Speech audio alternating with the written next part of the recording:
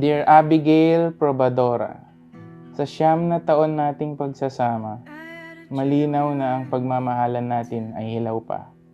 Ngunit sa kabila ng mabatong daan patungo sa ulirang pamilya, nagsilbi kang diamante na hindi nasisira.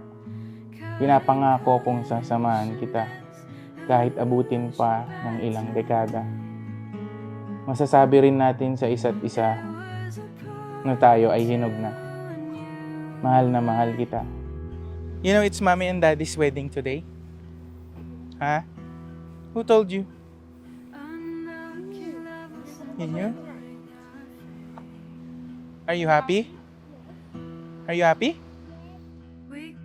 Alam ko, every woman's dream is, di ba, to have a wedding in church wedding.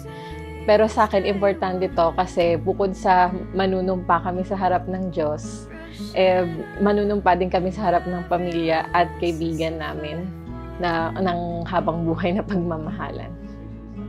Lalo na sa anak namin.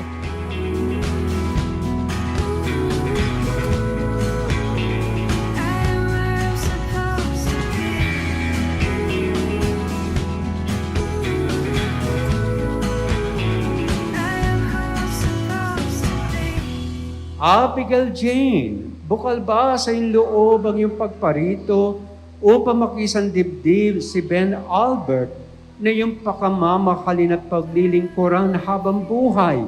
Opo, Father.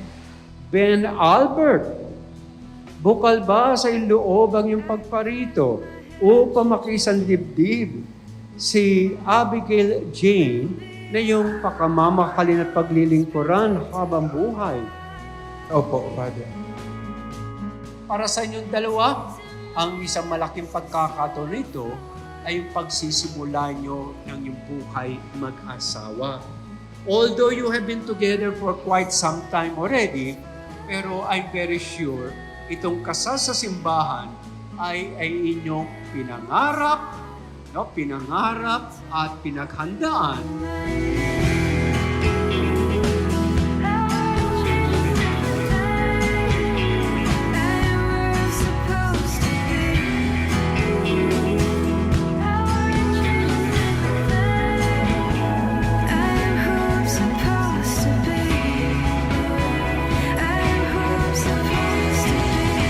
Cheers sa magiging sakal. Cheers! Cheers! Cheers! Minom kayo ah.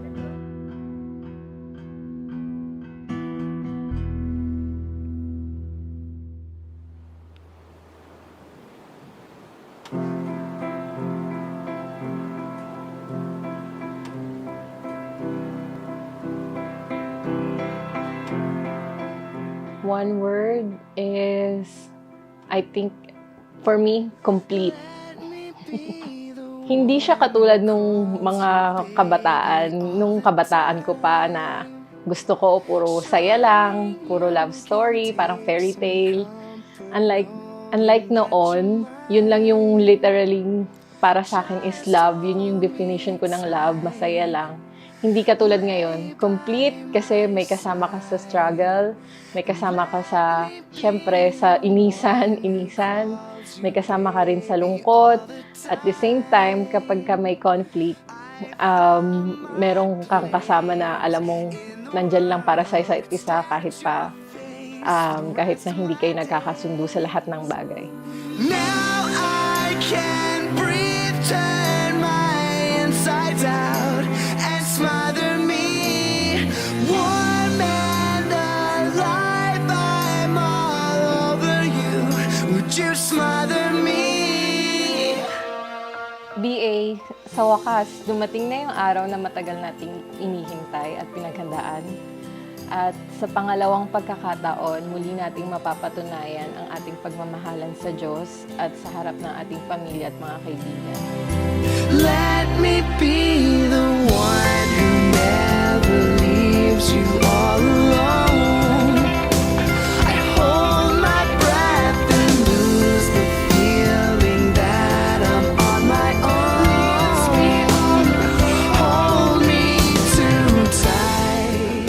Keep always loving your family especially your wife and Chio. Chio! Who calls you baby all the time. I found my place in the world. Stare at your face the rest of my days. Now I can breathe, turn my insides out and smother me. Warm and alive, I'm all over you. Would you smother me, smother me? Congratulations. Sana sa journey nyo sa buhay natin na maging okay. Focus on your health. Saka iwas tupak.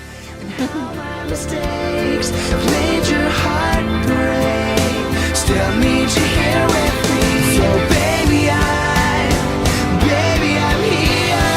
Now I can breathe, turn my insides out and smother me. Warm and alive, I'm all over you. Would you smother me? Now I can breathe, turn my insides out and smother me. Warm and alive, I'm all over you. Would you smother me? Smother me, smother me. Let me be the Mr. Ben. calls you baby. Ben Albert, now that you're officially married, you may kiss your wife. The one who calls you baby all the time.